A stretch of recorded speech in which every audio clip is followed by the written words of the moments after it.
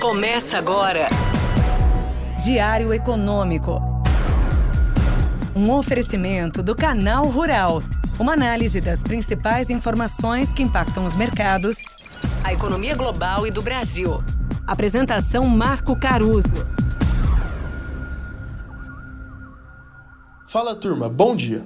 Hoje é quinta-feira, dia 7 de março de 2024, e esse é o seu Diário Econômico.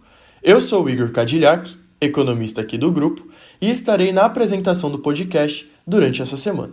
Antes de tudo, eu te convido para ouvir o nosso Economês de Fevereiro, que é o videocast do nosso relatório mensal. Bom, voltando para o nosso diário, começando pelo cenário externo, ontem o evento mais esperado foi o depoimento do presidente do Fed na Câmara. No primeiro dos 2 dias de audiência, Powell mostrou um lado mais hawkish aos legisladores. Ainda que o cenário base mantenha cortes de juros em 2024, o que chamou a atenção foi o reconhecimento dele de que o processo de desinflação pode ser mais custoso. Essa me parece ser a primeira vez que a trajetória inflacionada é colocada em xeque por um membro da alta autoridade. Claro que tudo isso ainda é bem distante e sempre tem aquele lado mais dependente dos próximos dados. Mas, caso os dados sigam nas condições atuais, será que veremos cortes, no plural, de juros nesse ano?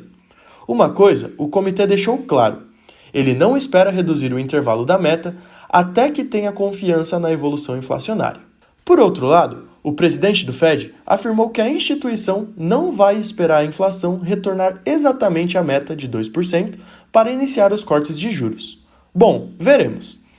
De toda forma, com as perspectivas de um primeiro corte de juros mantidas em junho, as bolsas fecharam no positivo nos Estados Unidos. No entanto, as preocupações com o setor imobiliário acabaram jogando uma água no chope, após a confirmação de que o New York Community Bank vai receber mais de $1 bilhão de capital.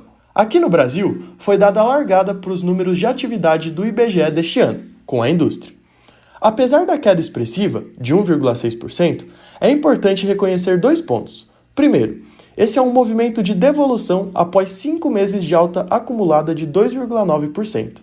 E segundo, entre as 25 atividades industriais, 18 tiveram expansão em relação ao mês anterior. Ou seja, o resultado foi homogêneo e positivo, concentrado principalmente na indústria extrativa e nos produtos alimentícios, aberturas com pesos relevantes e que vinham de altas consideráveis. Em resumo, esse dado foi pontual e não indica a tendência para o ano, que segue com uma visão relativamente positiva para a recuperação cíclica da manufatura global, que vinha de um longo período de acúmulo de estoques. E aí, para reforçar essa visão, podemos analisar a balança comercial de fevereiro, que também saiu ontem. Assim como em janeiro, o superávit de quase $5,5 bilhões em fevereiro marcou o recorde na série histórica do mês.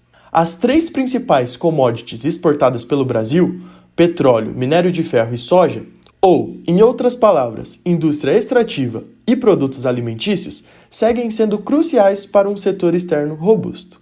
Para hoje, a atenção segue voltada para o Powell no Congresso. Além disso, também teremos a definição da taxa de juros na zona do euro. Como a manutenção da taxa inalterada é amplamente esperada, o foco será a atualização das estimativas de crescimento e inflação por lá. Essas projeções podem ser revistas para baixo e permitir que a presidente do Banco Central Europeu, Christine Lagarde, sinalize com mais clareza a trajetória dos juros. Veremos. Bom dia, bons negócios e sorte sempre! Você ouviu? Diário Econômico. Um oferecimento do Canal Rural. Uma análise das principais informações que impactam os mercados, A economia global e do Brasil.